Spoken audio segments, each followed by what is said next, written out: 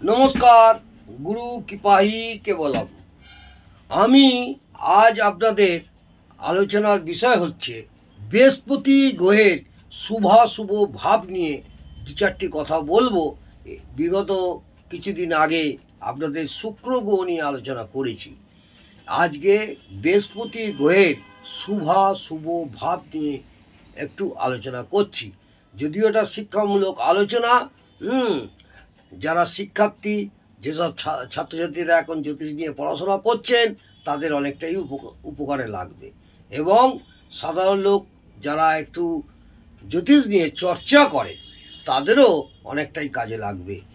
বৃহস্পতি সাধারণত কর্কট রাশিতে উচ্চস্থ হয়, অর্থাৎ আমাদের কালপুরুষ অঙ্গবিভাজন অনুযায়ী 4 নম্বর ঘর, 4th হাউস হচ্ছে কর্কট রাশি। প্রথমে মেষকে আমরা 1 নম্বর ধরি, মেষ, বৃষ, মিথুন, কর্কট। এই কর্কট রাশি হচ্ছে চন্দ্রের ঘর, অর্থাৎ চন্দ্রকে আমরা মাতৃ গ্রহ বলে থাকি। এই কর্কট রাশিতে বৃহস্পতি গ্রহ উচ্চস্থ হয়, যদিও আপনারা অনেকেই জানেন, এবং মকর রাশিতে নিচস্থ হয়। অর্থাৎ কর্কট রাশিতে উচ্চস্থ হলে মকর রাশিতে নিচস্থ হয়। অর্থাৎ মাথায় রাখবেন, কর্কট রাশির অধিপতি হচ্ছে চন্দ্র আর মকর রাশির অধিপতি হচ্ছে শনি। ওই শনির ঘরে যদি বৃহস্পতি নিচস্থ হয়, কোনো জাতক জাতিকা জন্মকুণ্ডলী বা জন্মপঞ্জিকা বা লগ্নকুণ্ডলী থাকে, তাহলে দেখবেন তার বৃহস্পতি কোন ঘরে বসে আছে। তাহলে আপনারা আপনাদেরই ভাগ্য বিচার করতে পারবেন এবং বৃহস্পতির শুভাশুভ ফল নিয়ে বুঝতে পারবেন। সেই নিয়ে ছোটোখাটো বিস্তারিত আলোচনা করছি। কর্কট রাশিতে তাহলে জানা গেল, কর্কট রাশিতে বৃহস্পতি গ্রহ উচ্চস্থ হয়, মকর রাশিতে নিচস্থ হয়। বৃহস্পতির শুভাশুভ ভাব কোথায়? বৃহস্পতি ষষ্ঠ, সপ্তম এবং দশম ভাবে অশুভ ফল দেয়। বৃহস্পতি সবসময় মাথায় রাখবেন 6, 7, 10, অর্থাৎ ষষ্ঠ ঘরে, সপ্তম ঘরে এবং দশম ভাবে অশুভ ফল দেয়। অশুভ বৃহস্পতিতে কেতু সাহায্য পাওয়া যায়। অশুভ বৃহস্পতিতে কেতু গ্রহের সাহায্য পাওয়া যায়, এটা একটা প্লাস পয়েন্ট। বৃহস্পতি 1, 2, 3, 4, 5, 8, 9, 11 এবং 12 ভাবে শুভ ফল দেয়। কত জায়গা তাহলে শুভ ফল দিচ্ছে? 1, 2, 3, 4, 5, 8, 9, 11, 12 এই কটা ভাবে বৃহস্পতি শুভ ফল দেয়। একাদশ ভাবে বৃহস্পতি যদি থাকে, একাদশ ভাবে বৃহস্পতি স্থিত হলে তার প্রভাব রাহুর উপর পড়ে আর ক্ষতি করে, এটা মাথায় রাখবেন। আবার বলি, একাদশ ভাবে যদি দেবগুরু বৃহস্পতি স্থিত হলে তার প্রভাব রাহু গ্রহের উপর পড়ে এবং এর কারণে ক্ষতি করে। এতে বুধও অশুভ ফল দেয়।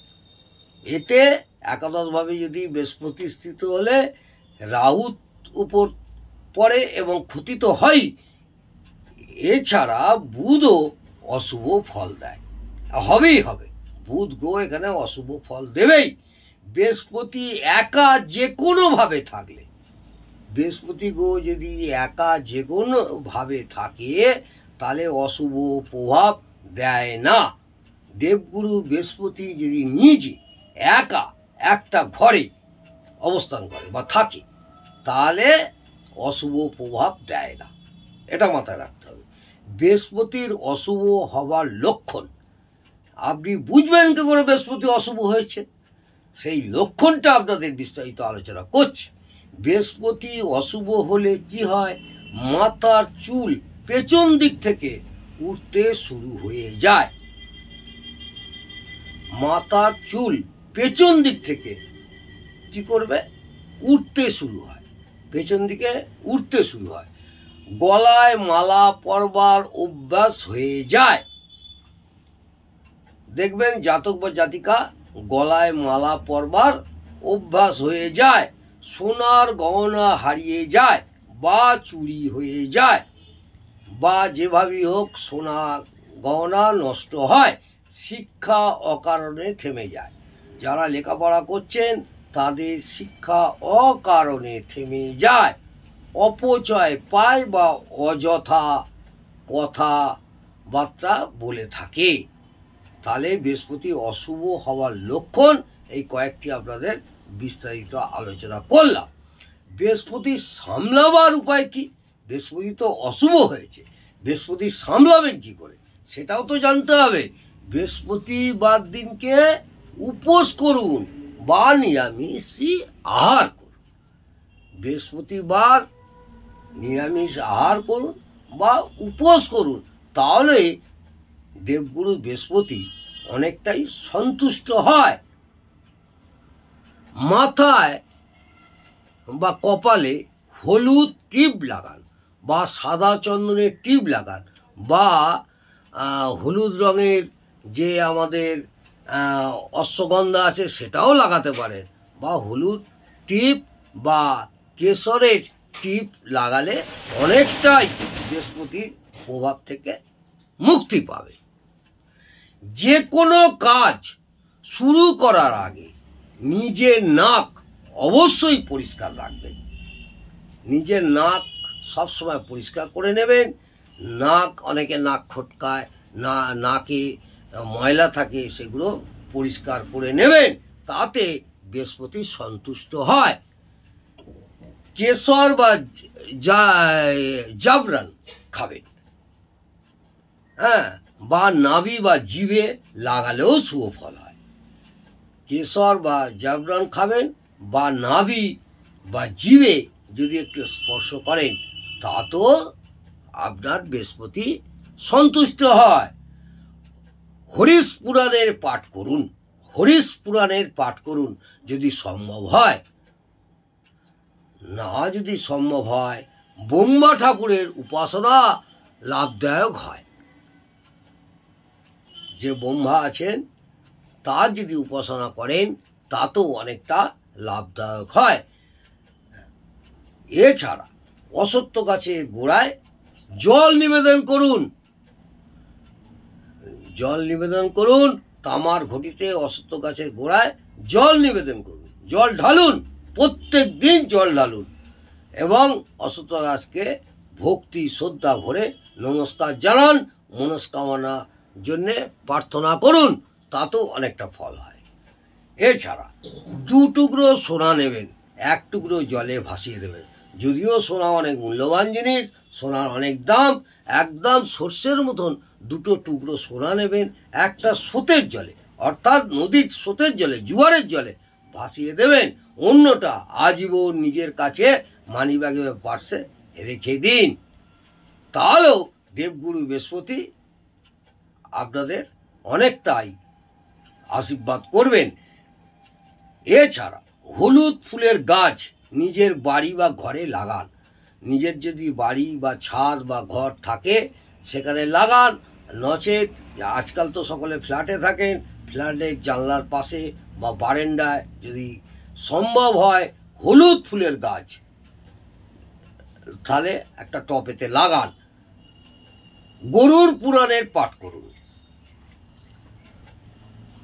বইয়ের দোকান থেকে গরুর পুরাণ কিনুন, গরুর পুরাণের পাঠ একটু একটু করে করতে থাকুন, তাহলে দেবগুরু বৃহস্পতির কুপ্রভাব থেকে আপনারা অবশ্যই বাঁচবেন। সাধু অথবা পুরোহিতদের সেবা করুন। অরিজিনাল সাধু এবং ব্রাহ্মণ পুরোহিতদের সেবা করুন এবং তাদের পায়ে হাত দিয়ে আশীর্বাদ নিন, তাহলেও দেখবেন দেবগুরু বৃহস্পতির হাত থেকে অনেকটাই রেহাই পাবেন। যদি সম্ভব হয়, যদিও মূল্যবান ধাতু, আমাদের মূল্যবান স্টোন, জেমস স্টোন হচ্ছে পোগরাজ অথবা গোল্ডেন টোপাজ, তর্জনী আঙুলে ধারণ করতে পারেন তাহলে উত্তম হয়। কোনো জ্যোতিষ ভাইকে দেখিয়ে পতরতি পড়বেন, একটা পোগরাজ অথবা টোপাজ তর্জনী আঙুলে ধারণ করুন। তাতেও দেবগুরু বৃহস্পতির অনেকটাই আশীর্বাদ লাভ করবেন। ছোলার ডাল বা সোনা দান করা খুব লাভকারী হয়। সোনা দান করা তো সম্ভব নয়, ছোলার ডাল ভিখারিদের, যারা রিয়েলি ভিখারি বা গরিব দুঃখী, তাদের মাঝে মধ্যে ছোলার ডাল দান করবে। তাহলে বৃহস্পতি গ্রহের কুপ্রভাব থেকে অনেকটাই বাঁচবেন। বৃহস্পতিকে সামলানোর উপায় আপনাদের বললাম। যদি ভালো লাগে অবশ্যই একটা সাবস্ক্রাইব, লাইক এবং কমেন্ট করতে ভুলবেন না। নমস্কার, জয় মা তারা। ভালো থাকুন, সুস্থ থাকুন, আনন্দে থাকুন, ভয় পাওয়ার কিছু নেই।